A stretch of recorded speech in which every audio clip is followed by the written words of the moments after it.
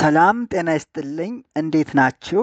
ይህ ኢኮኖሚክስን የምንማማርበት ኢኮኖሚክ ነክ ጉዳዮችን ደግሞ መረጃ የምንለዋወጥበትና የምንወያይበት ኢኮንዞን የዩቲዩብ ቻናል ነው።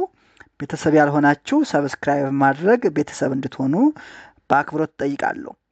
የዛሬው የመወያያ ርዕሳችን የሚሆነው በገቢ ግብር ታክስ አዋጅ ቁጥር 979 ዝባር 2016 መሰረት የኢትዮጵያ የግብር ስርዓት ምን ይመስላል የሚለውን በሰፊው ለማየት ወደድኩ። እንግዲህ ምን ማለት ነው?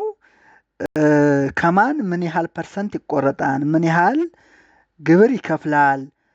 ከኪራይ፣ ከመቀጠር የሚገኝ ገቢ፣ ከንግድ ትርፍ የሚገኝ ገቢ ምን ያህል ፐርሰንት በታክስ መልክ ለመንግስት ይከፍላል የሚለውን በሰፊው እናይበታለን ማለት ነው።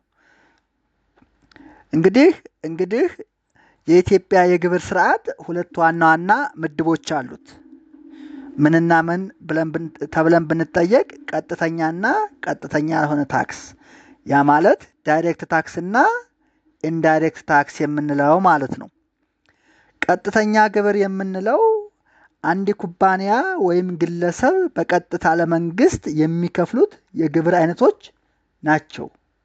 ያ ማለት ኩባንያው ነግዶ አትርፎ ወይም ህንፃ አከራይቶ ከኪራይ የሚያገኘው ግብር ሊሆን ይችላል። ግለሰቡም ነግዶ አትርፎ ወይንም ተቀጥሮ በመቀጠር የሚያገኘው ገቢ ከዛ ላይ በመነሳት ለመንግስት ቀጥታ የሚከፍለው የግብር አይነት ቀጥተኛ ግብር ወይም ዳይሬክት ታክስ ይባላል ማለት ነው።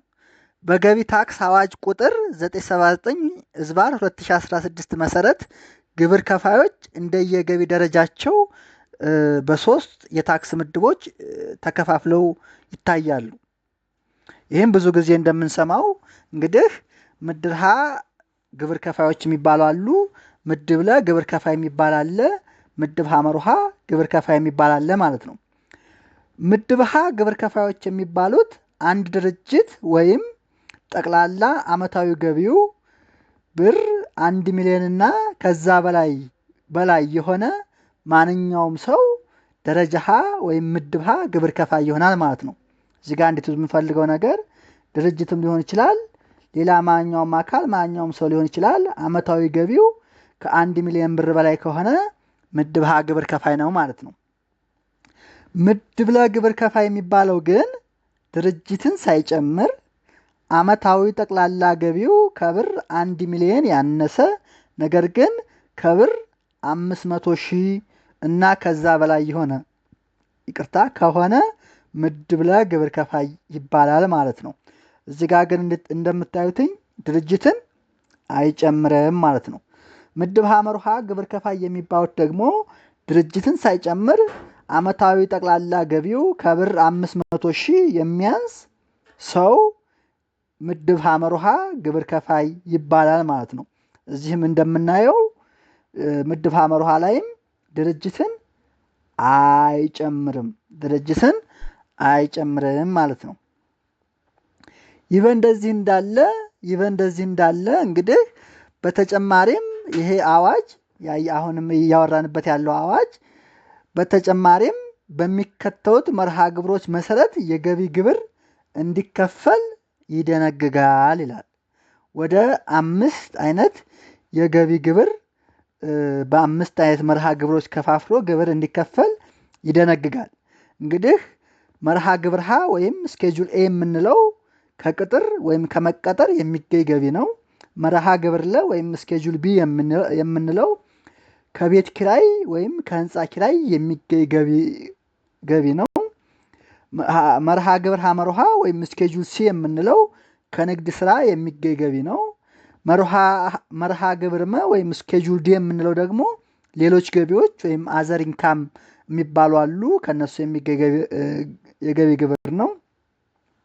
መርሃ ግብር ሰ ወይንም ስኬጁል ኢ የሚባለው ደግሞ ከገቢ ግብር ነፃ የሆኑ ገቢዎች ኢንካምስ ዛት አር ኤግዘምፕትድ ፍሮም ታክስ የሆኑ የገቢ አይነቶች ናቸው። እነዚህን 5 መርሃ ግብሮች ከፋፍለን ለማየት እንሞክራለን ማለት ነው። በዚህኛው ግብር ስኬጁል ኤ፣ ስኬጁል ቢ፣ ስኬጁል ሲ ማለትም መርሃ ግብር ሀ፣ መርሃ ግብር ለመርሃ ግብር አመሮሃን በደንብ ለማየት እንሞክራለን። በሌላ ክፍል ደግሞ መርሃ ግብርና መርሃ ግብር ሰን የምናይ ይሆናል ማለት ነው። እንግዲህ መርሃ ግብር ሀን ወይም ስኬጁል ኤ ከመቀጠር የሚገኝ ገቢ የሚለውን ስናይ ወደ በሰባት ከፍለን እናያለን። እንግዲህ ኢንካም ብራኬት በየወሩ ከመቀጠር የሚገኘው ገቢ በብር አለ። ከመቀጠር በሚገኝ ገቢ ላይ ተፈጻሚ የሚሆነው የግብር ምጣኔ ወይም ፐርሰንቱ አለ፣ ተቀናሽ አለ። እንግዲህ በየወሩ ከመቀጠር የሚገኘው ገቢ እንዳልኳችሁ በሰባት ተከፍለው ይታያሉ። ከ0 ብር እስከ 600 ብር፣ ከ601 ብር እስከ 1650 ብር፣ ከ1651 ብር እስከ 3200 ብር፣ ከ3200 እስከ 5250፣ ከ5251 እስከ 7800፣ ከ7801 እስከ 10900 እና ከ10900 ብር በላይ ብለን በሰባት ከፋፍለን እናያቸዋለን ማለት ነው። እንግዲህ በዚህ የግብር ታክስ መመሪያ መሰረት እስከ 600 ብር ገቢ የሚያገኝ ሰው ምንም አይነት ተፈጻሚ የሚሆን የግብር ምጣኔ የለውም ወይም ግብር አይከፍልም ማለት ነው። ነገር ግን ከ601 ብር እስከ 1650 ብር የሚያገኝ ሰው 10% ምን ያደርጋል? የገቢ ግብር ከመቀጠር የሚገኝ ገቢ ግብር ይከፍላል ማለት ነው።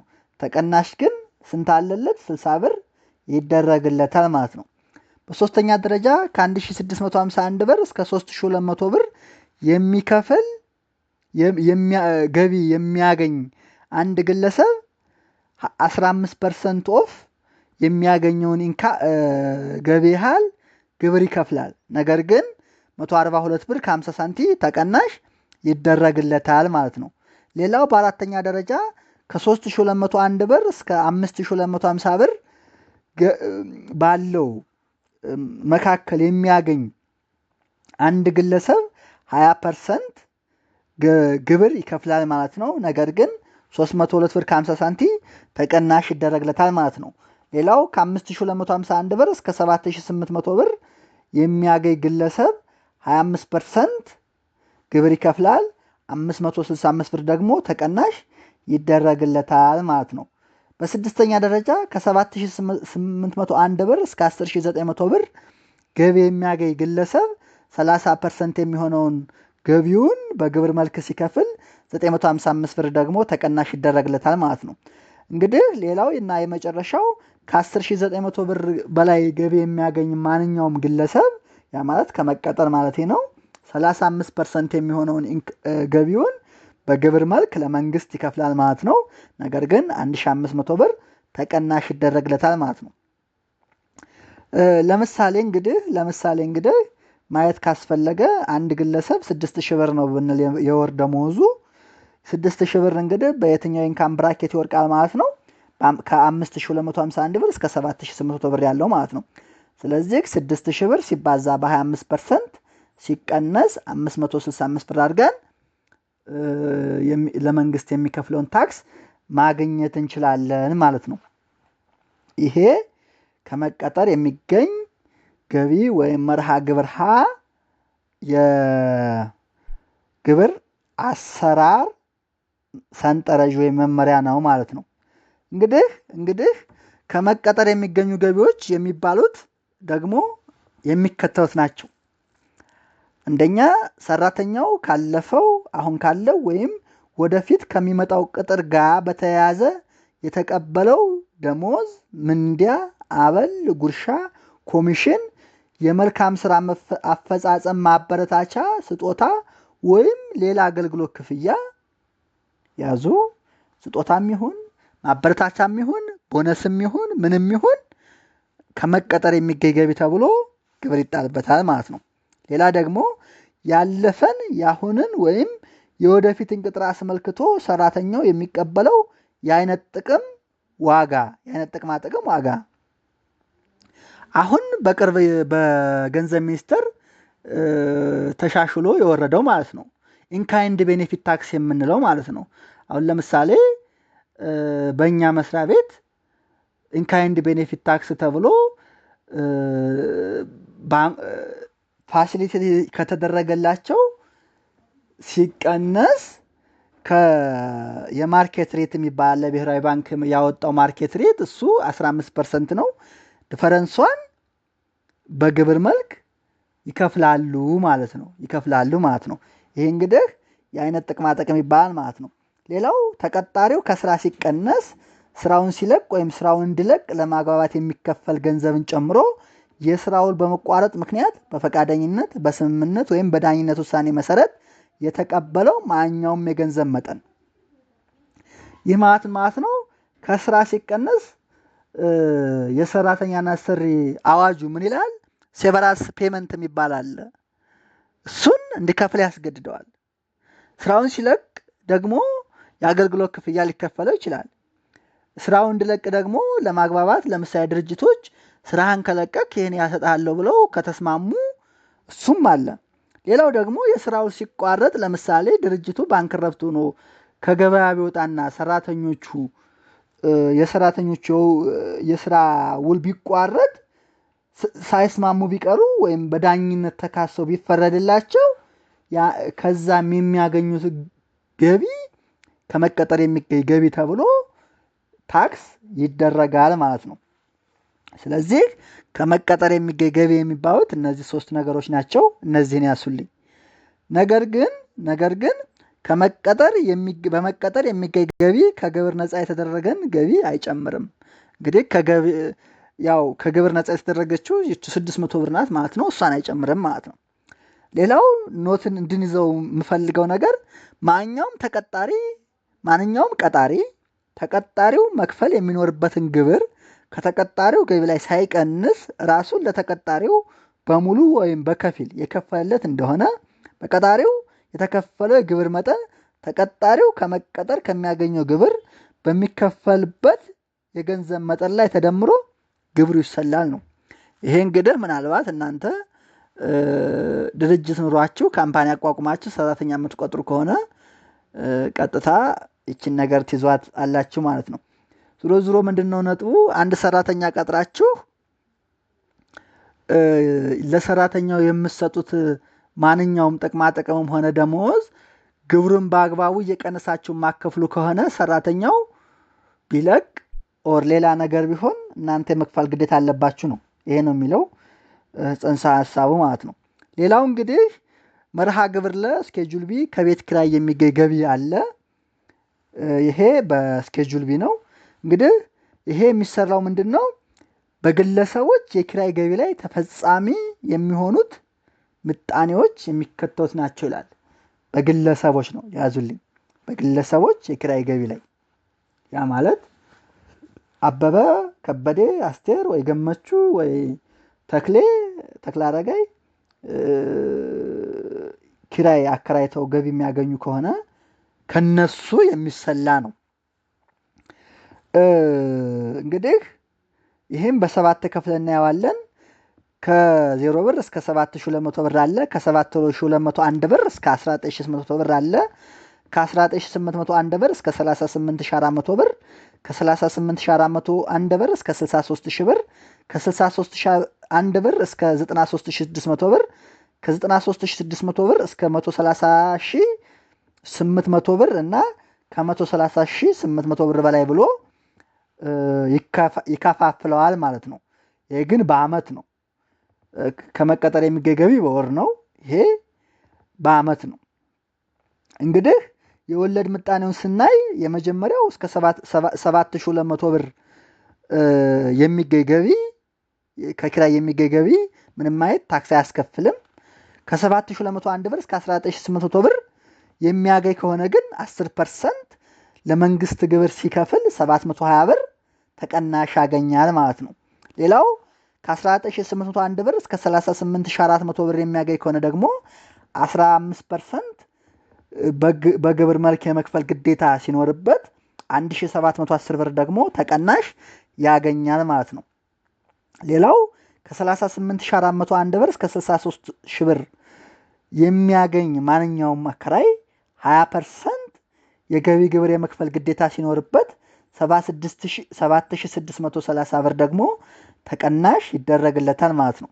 ሌላው ከ63001 ብር እስከ 93600 ብር ገቢ የሚያገኝ ግለሰብ 25000 ብር የኪራይ ገቢ ግብር መክፈል ሲኖር 25% መክፈል ሲኖርበት ሲከፍል 6780 ብር ደግሞ ተቀናሽ ይደረግለታል ማለት ነው።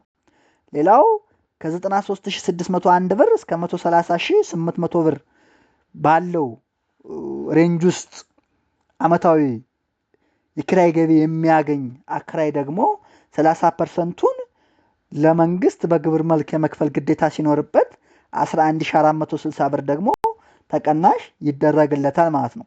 ሌላውና የመጨረሻው ደግሞ ከ130800 ብር በላይ የሚያገኝ ማንኛውም የኪራይ ገቢ 35% የኪራይ ገቢ ምጣኔ መክፈል ሲኖርበት 18000 ብር ደግሞ ተቀናሽ ይደረግለታል ማለት ነው። ይህ እንዳልኳችሁ በግለሰቦች የኪራይ ገቢ ላይ ተፈጻሚ የሚሆን ምጣኔ ሲሆን በድርጅቶች የኪራይ ገቢ ላይ ተፈጻሚ የሚሆነው የግብር ምጣኔ ግን 30% ወይም 30 በመቶ ይሆናል ማለት ነው። በሁለት ከፋፍለን ነው የምናየው፣ በግለሰቦችና በድርጅቶች። በግለሰቦች በ7 ከፍለን አየን፣ ምጣኔውን አየን፣ ተቀናሹን አየን። በድርጅቶች ከሆነ ግን 10 ሺህ ማገኝ፣ 100 ሺህ ማገኝ፣ 100 ሚሊዮን ማገኝ፣ 30 ሺህ ማገኝ 30%ቱን በገቢ ግብር መልክ ለመንግስት ትከፍላለህ ማለት ነው። እዚህ ጋር አሁን እንግዲህ አንድ ግለሰብ ለምሳሌ 40 ሺህ ብር በአመት የኪራይ ገቢ የሚያገኝ ከሆነ ግብሩን ለማስላት 40 ሺህ ብር ሲባዛ 20% ሲቀነስ 7630 ብር አድርገን የገቢ ግብሩን ኪራይ ገቢ ግብሩን ማለት ነው ማግኘት እንችላለን ማለት ነው። እንግዲህ አንድ ግብር ከፋይ ግብር የሚከፈልበት የግብር አመቱ የኪራይ ገቢ ነው የሚባለው ግብር ከፋዩ በግብር አመቱ ውስጥ ቤት በማከራየት ካገኘው ጠቅላላ አመታዊ ገቢ ላይ ለግብር ከፋዩ የተፈቀደው ጠቅላላዎች ተቀናሽ ተደርጎ የሚቀረው ገቢ ነው ይላል። እንደምታዩትኝ የግብር አመቱ የኪራይ ገቢ የሚባለው ግብር ከፋዩ በአመቱ ውስጥ ቤት በማከራየት ካገኘው ጠቅላላ አመታዊ ገቢ ላይ ለግብር ከፋዩ የተፈቀደው ጠቅላላዎች ተቀናሽ ተደርጎ የሚቀረው ገቢ ነው።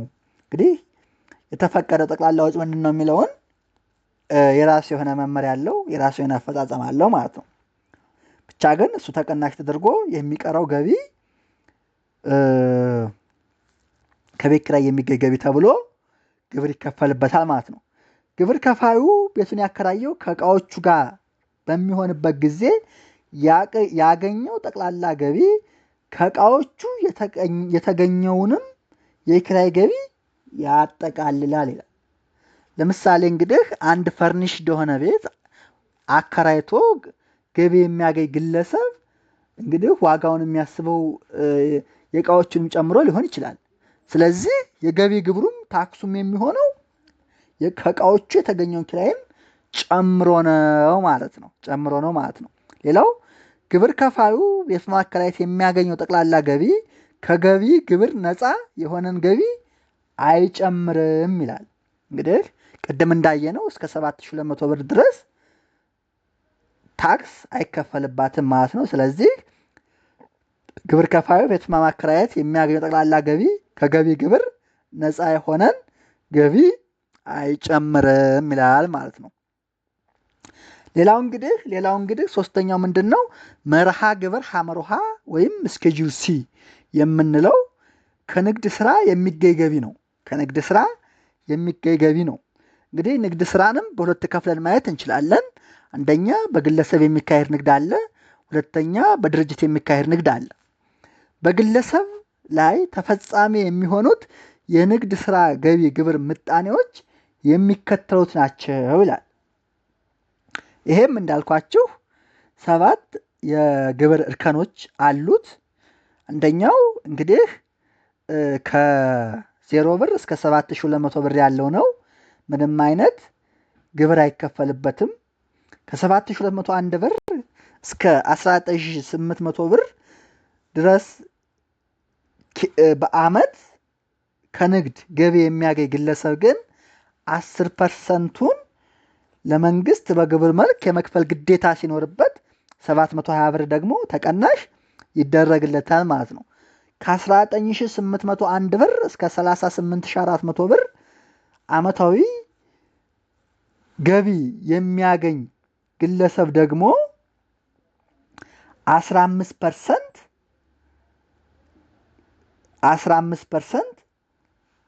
ግብር ሲከፍል 1710 ብር ደግሞ ተቀናሽ ይደረግለታል ማለት ነው።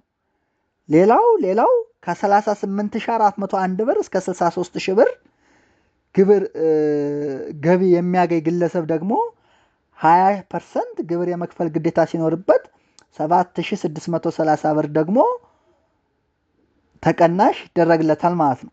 ሌላው ከ63001 ብር እስከ 93600 ብር አመታዊ ገቢ የሚያገኝ ነጋዴ ደግሞ 25% የገቢ ግብር ሲከፍል 6780 ብር ደግሞ ተቀናሽ ይደረግለታል ማለት ነው። ሌላው 6ኛ ደረጃ ላይ የሚገኘው ከ93601 ብር እስከ 130800 ብር አመታዊ ገቢ የሚያገኝ ነጋዴ ደግሞ 30%ቱን በገቢ ግብር መልክ የመክፈል ግዴታ ሲኖርበት 11460 ብር ደግሞ ተቀናሽ ይደረግለታል ማለት ነው። ሌላው ከ130800 ብር በላይ የሚያገኝ አንድ የግለሰብ ነጋዴ ደግሞ 35% ግብር የመክፈል ግዴታ ሲኖርበት 18000 ብር ደግሞ ተቀናሽ ይደረግለታል ማለት ነው። ይሄ እንግዲህ የግለሰብ ነጋዴ ሲሆን በድርጅት ላይ ተፈጻሚ የሚሆነው የንግድ ስራ ገቢ የግብር ምጣኔ 30% ነው ይላል። 30% ነው ይላል። እንግዲህ ቅድም የኪራይ ገቢ ላይ እንዳየነው ከንግድ ስራ ገቢ የሚገኝ ማንኛውም ድርጅት ከሆነ ደግሞ 30%ውን ግብር የመክፈል ግዴታ አለበት ማለት ነው። ያ ማለት ምን ማለት ነው?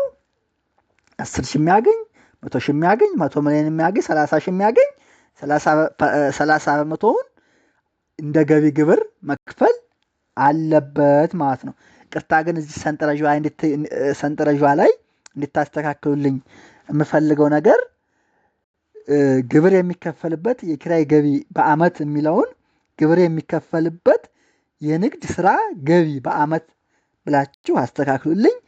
እዚህ ጋም የኪራይ ገቢ ግብር ምጣኔ የሚለውን የንግድ ስራ ገቢ ግብር ምጣኔ በሚለው አስተካክላችሁ እንድታነቡልኝ በአክብሮት ጠይቃለሁ። ይሄ ታይፒንግ ችግር ነው። ሌላው ተመሳሳይ ነው፣ ግን ግብር የሚከፈልበት የኪራይ ገቢ የምትለውን የንግድ ስራ ገቢ፣ እዚህ ጋም የኪራይ ገቢ ግብር ምጣኔ የምትለውን የንግድ ስራ ገቢ ግብር ምጣኔ በሚል አስተካክላችሁ እንድታነቡልኝ ይፈልጋለሁ። እንግዲህ ሌላው የአንድ ግብር ከፋይ ግብር የሚከፈልበት አመታዊ የንግድ ስራ ገቢ ነው የሚባለው ከንግድ ስራ ከተገኘ ጠቅላላ የግብር ገቢ ላይ ለግብር ከፋዩ የተፈቀዱለት ወጪዎች ተቀናሽ ከተደረጉ በኋላ የሚገኘው የገቢ መጠን ነው ይላል። ቅድም ብለን ነበረ የአከራዩ ላይ እንደዛ ማለት ነው። ለግብር ከፋዩ የተፈቀዱለት ወጪዎች ተቀናሽ ከተደረጉ በኋላ ግብር የሚከፈልበት አመታዊ የንግድ ስራ ገቢ ይገኛል ማለት ነው። ሌላው ከንግድ ስራ የሚገኝ ገቢ ከገቢ ግብር ነፃ የተደረገን ገቢ አይጨምርም ይላል። ያው እስከ 7200 ብር ያለችው አትጨመርም ማለት ነው።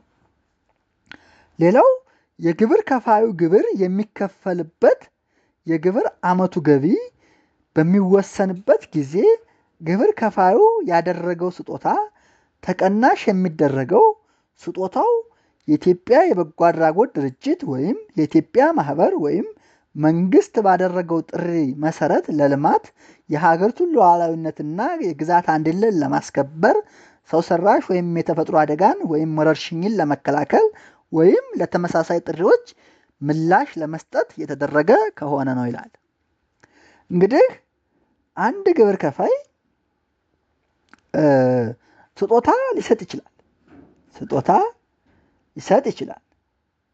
ነገር ግን ያ ስጦታ ተቀናሽ የሚደረግለት ስጦታውን የሰጠው ለኢትዮጵያ በጎ አድራጎት ድርጅት፣ ለኢትዮጵያ ማህበር፣ መንግስት ባደረገው ጥሪ መሰረት ለልማት የሀገሪቱን ሉዓላዊነትና ግዛት አንድነትን ለማስከበር ለማን እንደሆነ ያው ግልጽ ነው። ሰው ሰራሽ ወይም የተፈጥሮ አደጋን ወይም ወረርሽኝን ለመከላከል ወይም ለተመሳሳይ ጥሪዎች ምላሽ ለመስጠት የተደረገ ከሆነ ነው ይላል። እንግዲህ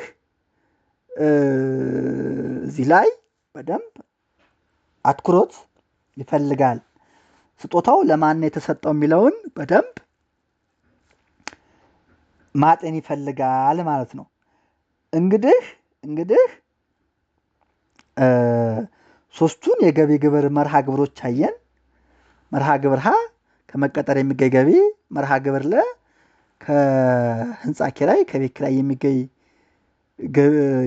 የኪራይ ገቢ ግብር፣ መርሃ ግብር ሀመርሃ ደግሞ ከንግድ ስራ የሚገኝ ገቢ አየን። አሁን ምን ይቀረናል? መርሃ ግብር መና መርሃ ግብር ሰ እንዲሁም ሌሎች ታክስ አይነቶች አሉ። ነቫት የሚባላሉ፣ ተርኖቨር ታክስ የሚባላሉ፣ ብዙ የታክስ አይነቶች አሉ። እነሱን በሚቀጥለው በክፍል 2 በደንብ እንደዚሁ በአማርኛ ለማቅረብ እሞክራለሁ ማለት ነው። ቤተሰብ ያልሆናችሁ ሰብስክራይብ ማድረግ ቤተሰብ እንድትሆኑ በአክብሮት ጠይቃለሁ። የዛሬውን እዚህ ላይ